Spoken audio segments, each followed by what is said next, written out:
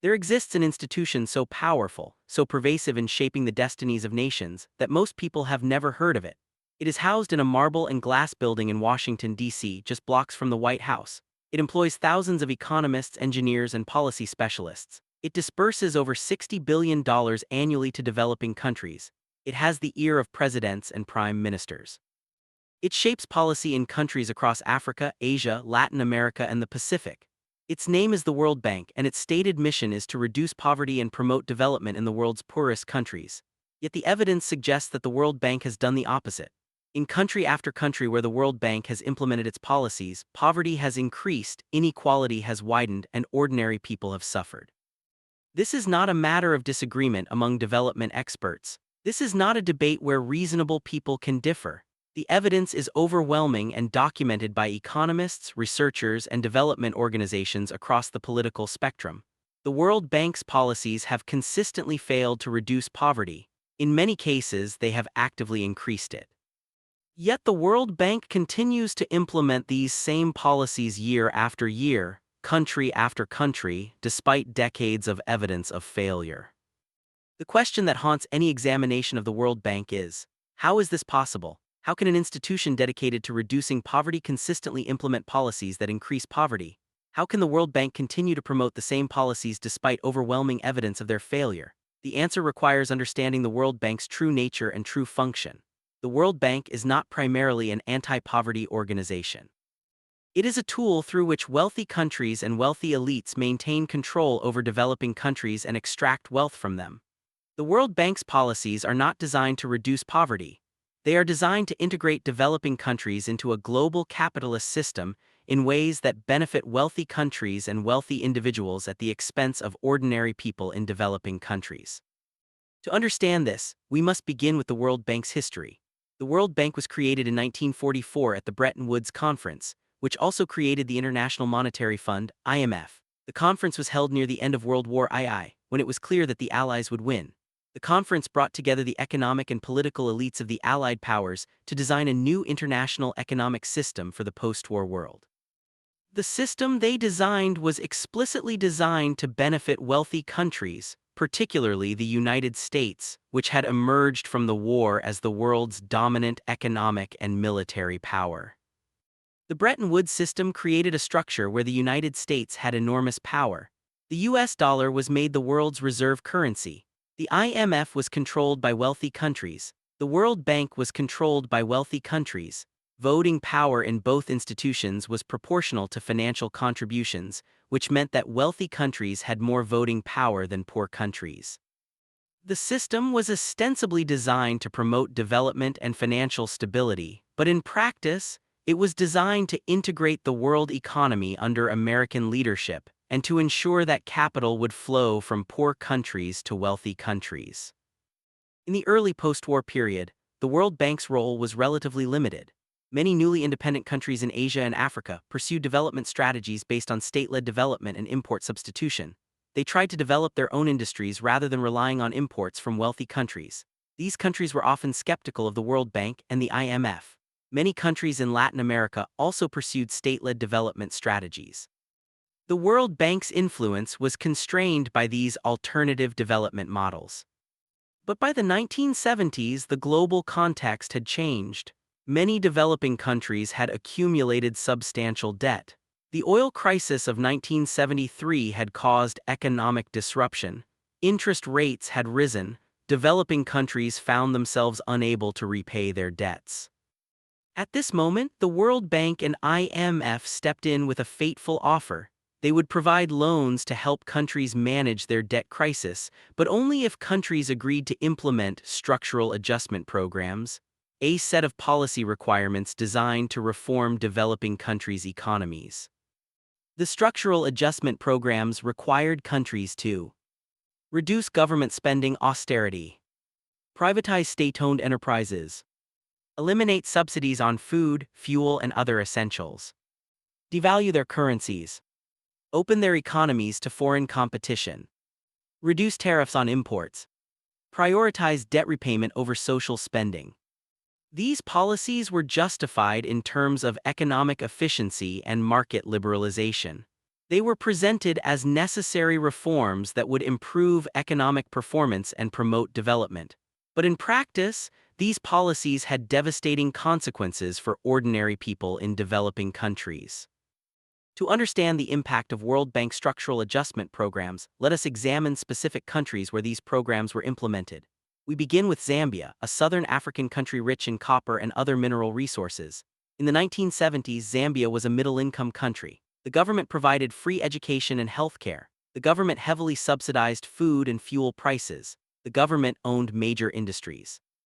By most measures, ordinary Zambians had access to basic services and a reasonable standard of living.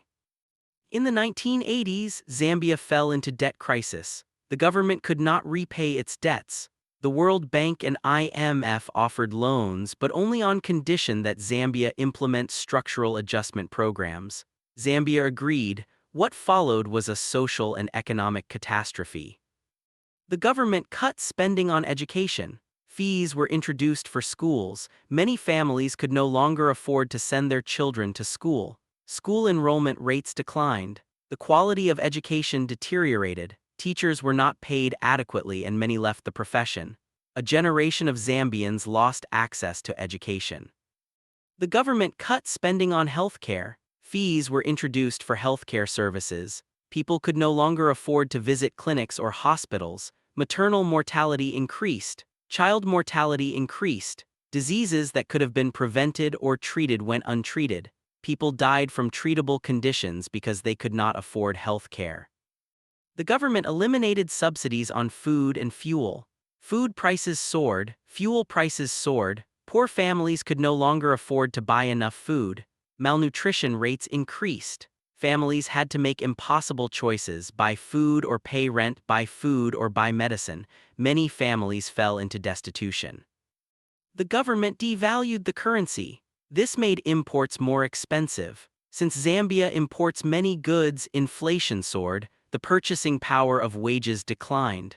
Workers, despite receiving nominally higher wages, could actually buy less with their income than before. The government privatized state-owned enterprises. This meant that Zambian assets, mines, utilities, manufacturing facilities were sold to foreign corporations. In many cases, the sale prices were far below the true value of the assets. Foreign corporations now own Zambia's productive capacity. The profits from Zambia's resources flowed out of the country to foreign shareholders rather than remaining in Zambia to benefit Zambians. The government eliminated tariffs on imports. This meant that cheap manufactured goods from wealthy countries flooded into Zambia. Zambian manufacturers, unable to compete with cheap imports, went out of business. Zambian workers lost jobs. Zambian industries were destroyed. The result of these policies was a social catastrophe. By the 1990s, Zambia's human development indicators had declined dramatically. School enrollment rates had fallen. Literacy rates had fallen. Infant mortality had risen. Life expectancy had fallen. The proportion of the population living in poverty had increased from around 60% in 1980 to around 70% by the late 1990s. Zambia, which had been a middle-income country, had become poorer. This pattern repeated in country after country. In Ghana, structural adjustment led to the elimination of free education and health care. In Tanzania, structural adjustment led to the privatization of water utilities, causing water prices to soar and many people to lose access to clean water. In Indonesia, structural adjustment led to massive currency devaluation and financial crisis. In Mexico, structural adjustment led to the collapse of small farmers and the consolidation of agriculture into the hands of large corporations. The pattern was consistent. World Bank structural adjustment programs led to increased poverty, increased inequality, deteriorating public services, and the transfer of national assets to foreign corporations. Yet the World Bank continued to promote these policies. When countries implemented the policies and poverty increased, the World Bank's response was not to acknowledge failure but to prescribe more of the same medicine. The World Bank argued that the problem was not the policies themselves, but that the policies had not been implemented thoroughly enough or had not been implemented long enough. The solution was to implement more austerity, more privatization, more trade liberalization. To understand why the World Bank continues to promote policies that increase poverty despite overwhelming evidence of failure, we must understand the World Bank's institutional structure and incentives. The World Bank is not a charitable organization motivated by a desire to reduce poverty. It is a bureaucratic institution motivated by the interests of its powerful member countries and the interests of its staff. The World Bank's governance structure gives enormous power to wealthy countries. Voting power in the World Bank is proportional to financial contributions. The United States is the World Bank's largest shareholder, controlling approximately 16% of voting power. European countries collectively control approximately 40% of voting power. Japan controls approximately 7% of voting power. These wealthy countries control the World Bank's policies and priorities. Developing countries, despite being the primary recipients of World Bank loans and the primary subjects of World Bank policy, have relatively little voting power. This governance structure means that the World Bank's policies reflect the interests of wealthy countries, not the interests of poor countries. Wealthy countries are interested in opening developing countries' markets to their corporations, in securing access to developing countries' natural resources, and in ensuring that developing countries repay their debts. These interests are reflected in the World Bank's policy recommendations. The World Bank staff also has incentives that are not aligned with poverty reduction. World Bank staff are well-paid professionals who work in an international bureaucracy. Their careers depend on staying employed and advancing within the institution. They are not directly accountable to the countries where their policies are implemented. They do not have to live with the consequences of their policy recommendations. A World Bank economist in Washington, D.C., recommends that Zambia cut education spending. The economist does not have to deal with the consequences, the children who cannot go to school, the teachers who lose their jobs. The consequences are borne by people in Zambia. The economist's career is not affected by these consequences. Moreover, the World Bank has an institutional interest in continuing to make loans. If the World Bank's policies successfully reduced poverty in developed countries, these countries would no longer need World Bank loans. The World Bank would become unnecessary. The World Bank's continued existence depends on a continued demand for its loans. This creates an incentive to ensure that countries remain dependent on World Bank financing. This is not a conscious conspiracy. It is an institutional incentive structure built into how the World Bank operates. The intellectual framework that justifies World Bank policies is neoliberal economics.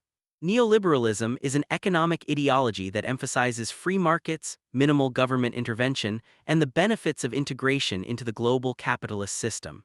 Neoliberal economists argue that markets are efficient and that government intervention causes inefficiency.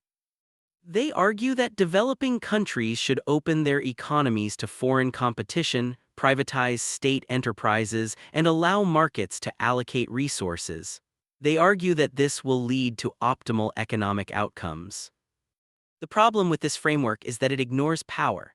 In neoliberal theory, markets are neutral mechanisms through which resources are allocated efficiently. In reality, markets are arenas where people with more power can exploit people with less power. When a wealthy country opens its market to imports from a poor country with minimal wages and minimal environmental standards, the wealthy country's workers and environment may suffer. When a poor country opens its market to imports from wealthy countries with advanced technology and economies of scale, poor countries' domestic industries may be destroyed. When state enterprises are privatized, they may be purchased by foreign corporations at below-market prices, transferring wealth from the country to foreign shareholders. Neoliberal theory assumes that all actors are equal, and that markets will produce optimal outcomes if left to operate freely. But this ignores the reality that some actors have vastly more power than others.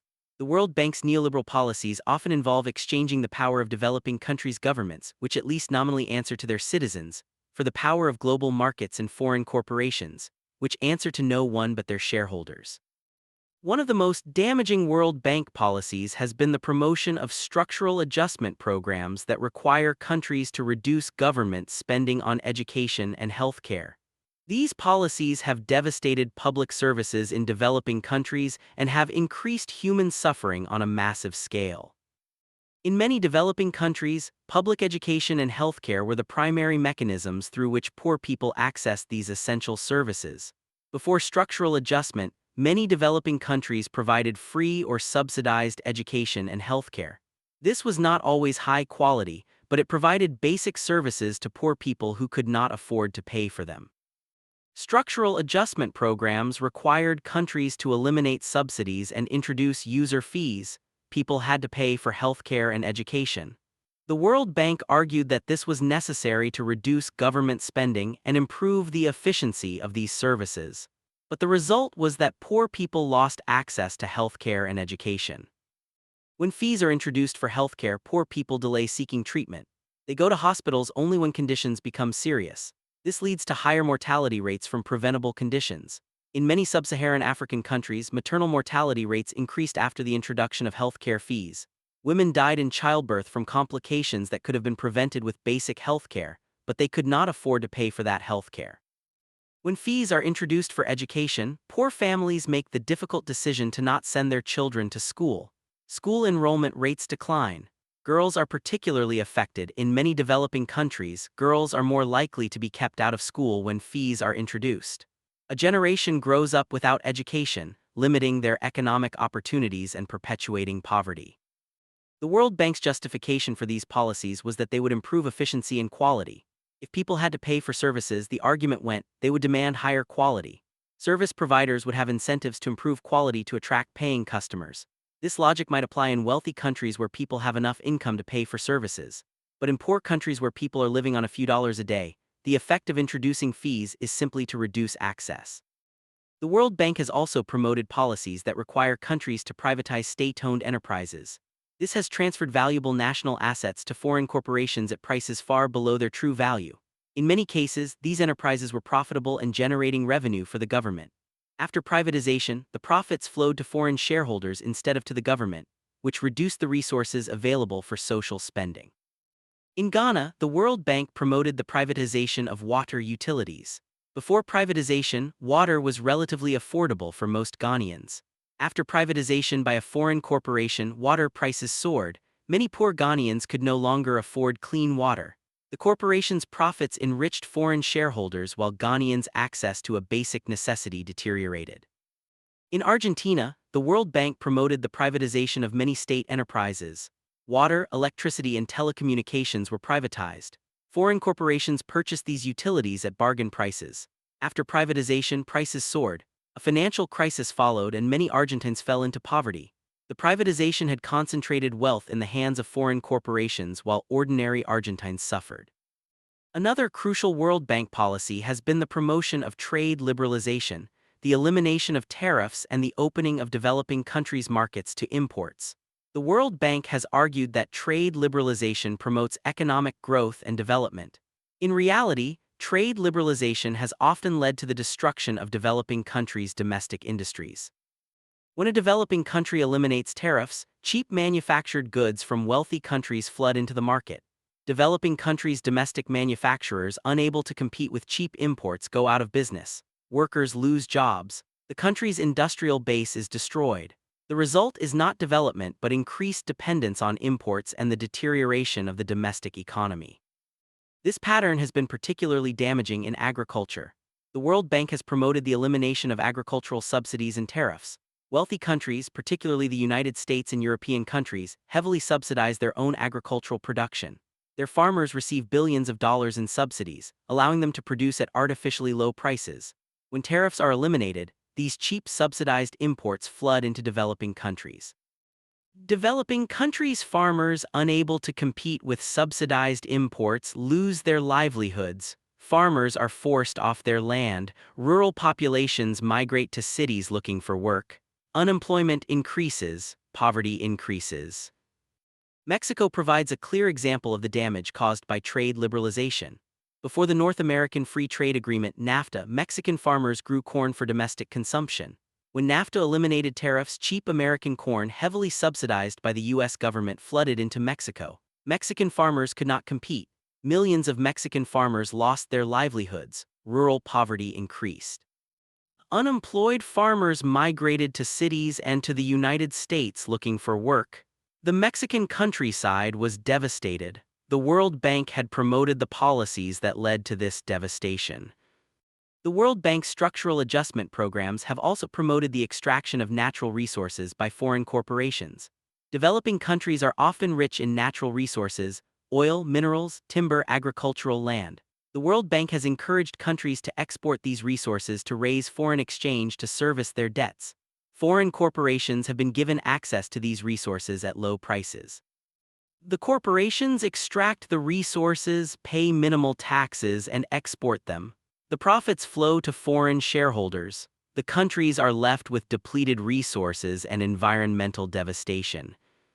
In many African countries, multinational mining corporations extract oil, copper, gold, and other minerals. These corporations typically pay low taxes and have minimal environmental standards. They extract the resources and export them. The countries receive relatively little benefit. The corporations make enormous profits that flow to foreign shareholders.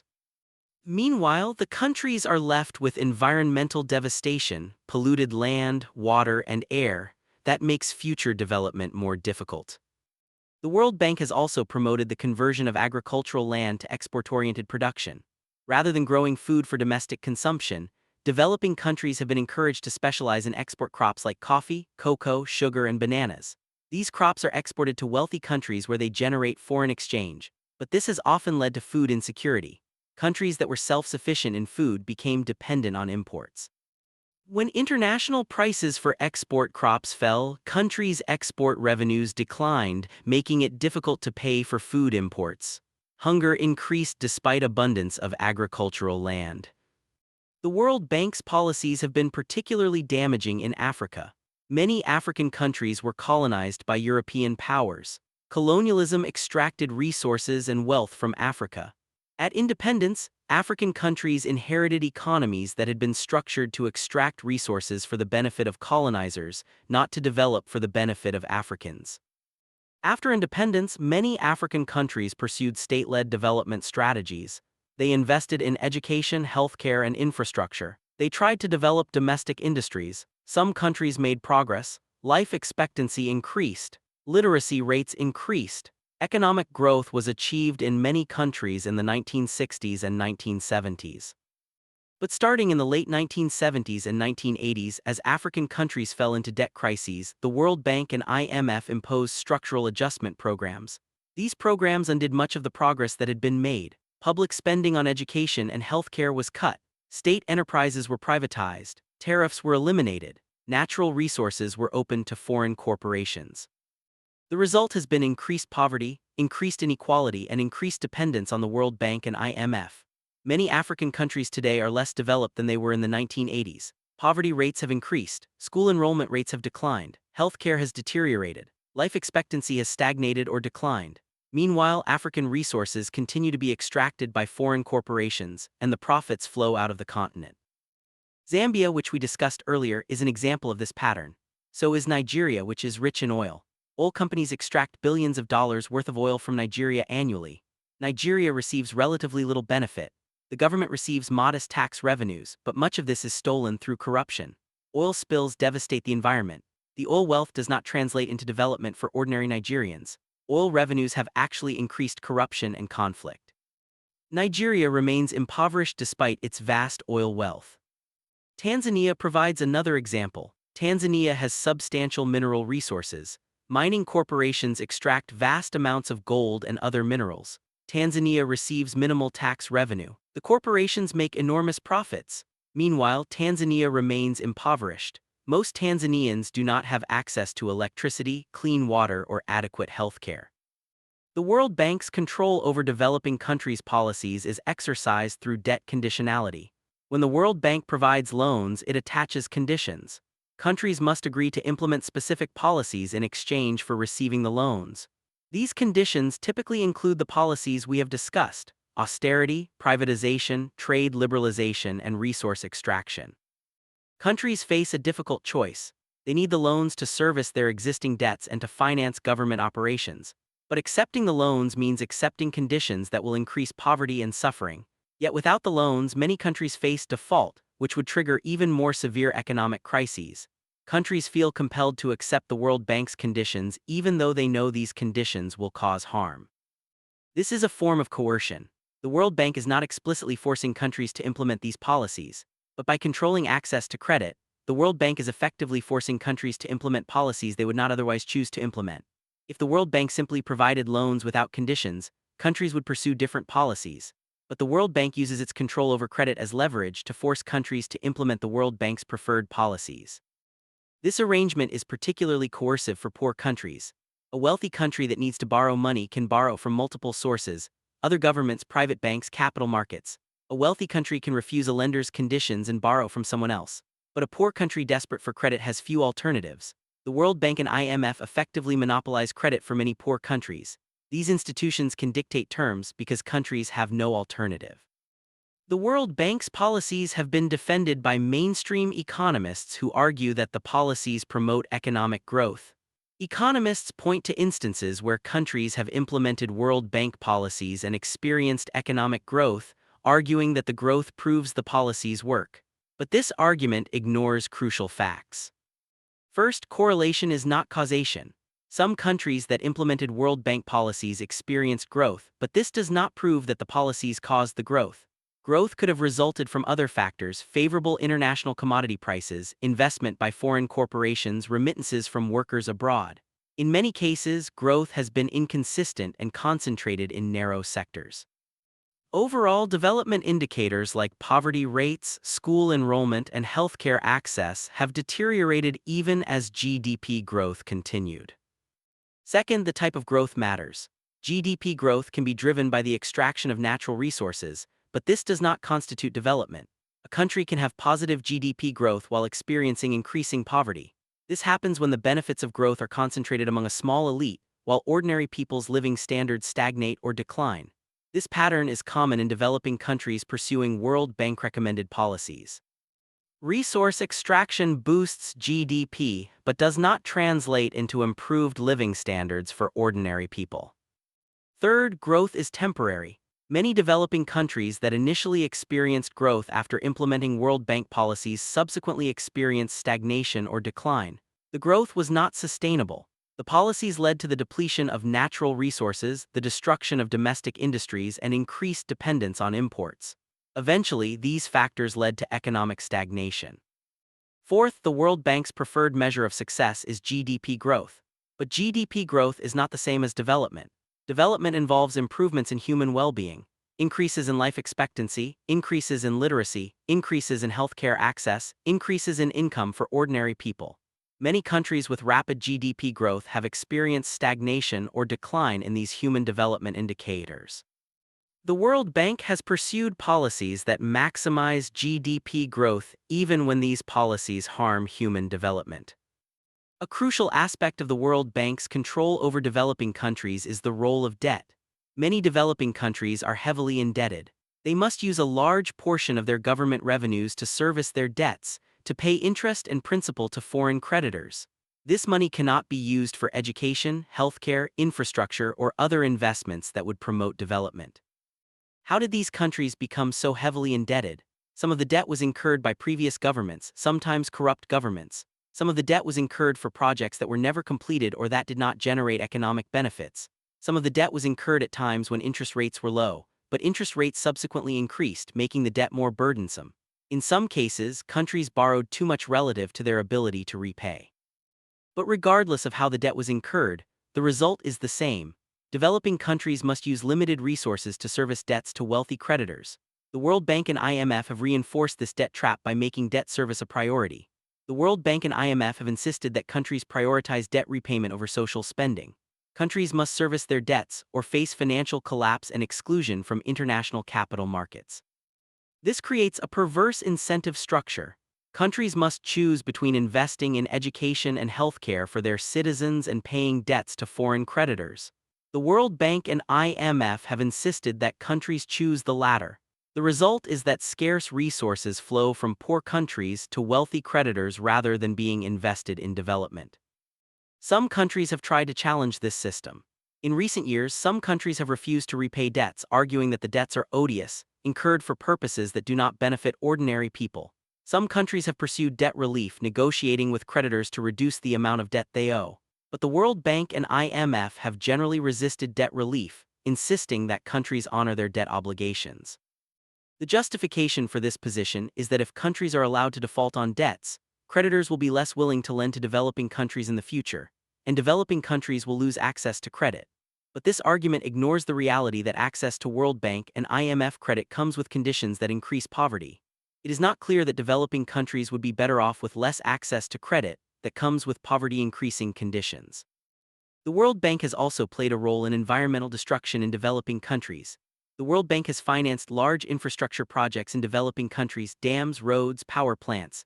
These projects have often caused massive environmental damage. They have displaced indigenous peoples from their lands. They have destroyed forests and wildlife. They have polluted water sources, yet the World Bank has financed these projects, arguing that they are necessary for development. In India, the World Bank financed the construction of massive dams. These dams flooded vast areas, displacing hundreds of thousands of indigenous peoples. The dams destroyed forests and wildlife habitat. They disrupted river ecosystems. Yet the World Bank argued that the dams were necessary for development, for electricity generation and irrigation. The World Bank did not adequately account for the environmental and social costs of the dams. It focused on the economic benefits while minimizing the costs. In Brazil, the World Bank promoted the construction of roads into the Amazon rainforest. These roads facilitated deforestation and development in the Amazon.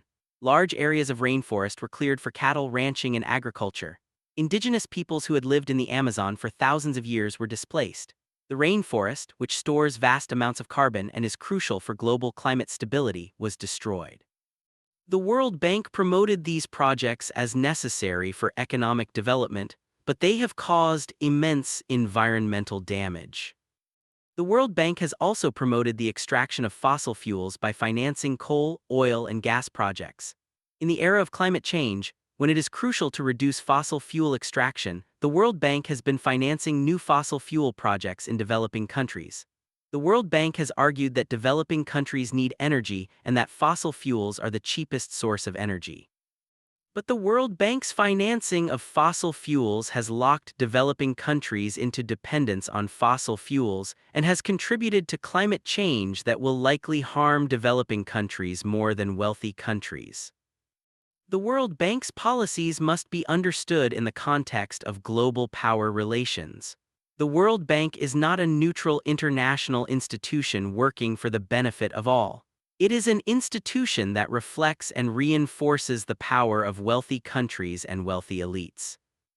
The World Bank's policies are designed to integrate developing countries into a global capitalist system in ways that benefit wealthy countries and wealthy corporations at the expense of ordinary people in developing countries.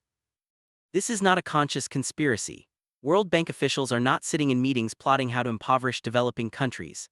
Rather, the World Bank operates within an ideological framework, neoliberalism, that views free markets and integration into global capitalism as inherently beneficial. This framework ignores power. It ignores that developing countries are integrated into a global economy in which they are in a weaker position than wealthy countries. It ignores that markets can be vehicles through which the powerful exploit the weak. It ignores that development requires not just the pursuit of economic growth but the building of institutions, industries, and capabilities that benefit ordinary people. The World Bank's failure to reduce poverty is not a failure of implementation. It is a failure of conception. The World Bank's policies are not designed to reduce poverty. They are designed to promote economic growth and to integrate developing countries into the global capitalist system in ways that benefit wealthy countries and wealthy corporations. If poverty is reduced, it is incidental. If poverty increases, it is regrettable but not surprising given the structure of the World Bank's policies. To address global poverty, what is needed is not more World Bank loans with conditions that increase poverty. What is needed is a fundamental change in the global economic system. What is needed is debt relief. Developing countries should be relieved of the burden of unpayable debts so that resources can be devoted to development instead of debt service. Reparations for colonialism. Wealthy countries colonized developing countries, extracted resources, and impoverished them. Wealthy countries should provide reparations to compensate for this historical injustice. Technology transfer. Wealthy countries should share technology with developing countries at no cost or minimal cost, allowing developing countries to develop their own industries and reduce dependence on imports. Fair trade. Trade should be structured so that developing countries can protect their domestic industries while they develop. Trade should not be used as a tool to destroy developing countries' industries and integrate them into global supply chains as suppliers of cheap labor. Climate finance. Wealthy countries, which are responsible for the vast majority of historical carbon emissions, should provide substantial finance to developing countries to help them adapt to climate change and transition to renewable energy. Democratic control. International institutions like the World Bank should be democratically controlled. Developing countries should have equal voting power. The interests of ordinary people should be prioritized over the interests of wealthy corporations and wealthy countries. The World Bank's control over developing countries' policies is beginning to be challenged. In recent years, some developing countries have pursued alternative development models. Some countries have invested heavily in education and healthcare despite World Bank recommendations to cut these spending. Some countries have pursued land reform to distribute land to peasants despite World Bank recommendations against it. Some countries have pursued industrial policy to develop their own industries despite World Bank recommendations for trade liberalization.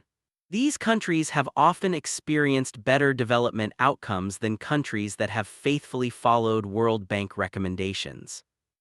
China pursued a development model based on state-led development, high investment in education and infrastructure, and controlled integration into the global economy. China ignored many World Bank recommendations. The result has been rapid economic growth and substantial poverty reduction. Hundreds of millions of Chinese people have been lifted out of poverty. Vietnam pursued a similar model. Vietnam invested heavily in education. Vietnam gradually opened its economy to foreign investment but maintained significant state control. Vietnam has experienced rapid economic growth and poverty reduction. Costa Rica pursued a development model based on high investment in education and healthcare.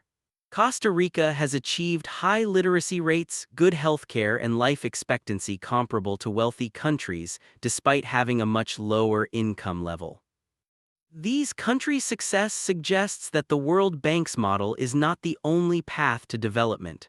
Countries can achieve development through alternative models that prioritize education, healthcare, and equity. But the World Bank continues to promote its model. The World Bank argues that the success of countries like China and Vietnam proves that market-oriented policies work, ignoring the fact that these countries pursued state-led development models that violated many World Bank recommendations. The World Bank continues to condition loans on the implementation of policies that have repeatedly failed. The future of the World Bank and its role in shaping developing countries' policies remains uncertain. Developing countries are increasingly questioning the World Bank's approach. Some countries are pursuing alternative sources of financing. The Asian Infrastructure Investment Bank, created by China and other developing countries, offers an alternative to World Bank financing. The new Development Bank, created by the BRICS countries, offers another alternative. As developing countries gain alternatives to World Bank financing, they have more leverage to refuse the World Bank's conditions. They can borrow from alternative sources without having to accept conditions that increase poverty. This gives developing countries more autonomy to pursue development policies that they believe will benefit their people. But the World Bank's influence remains immense. Many developing countries still depend on World Bank financing. The World Bank's economists influence policy through their research and their interactions with government officials. The World Bank's ideology of neoliberalism remains dominant in policy circles. What is clear is that the World Bank's current model is failing. Poverty remains widespread. Inequality is increasing. Developing countries remain dependent on wealthy countries. The World Bank's policies have not delivered the promised development. What is needed is a fundamental change in the global economic system and in the role of international institutions like the World Bank. Until such change occurs, the World Bank will continue to enforce policies that increase poverty while claiming to be fighting it.